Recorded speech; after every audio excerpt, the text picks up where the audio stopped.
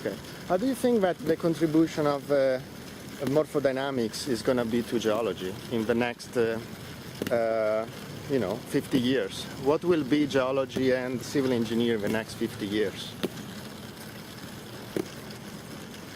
I think we live increasingly in a world where humans are having a larger and larger effect on the surface of the Earth and to a certain extent the surface of the ocean as well.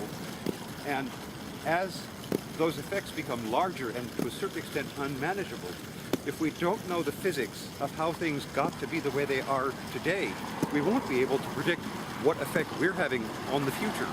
And so it turns out that I think an understanding of basic processes is going to have a very, very important applied application. I think some people don't realize the rate at which we are resurfacing the Earth today.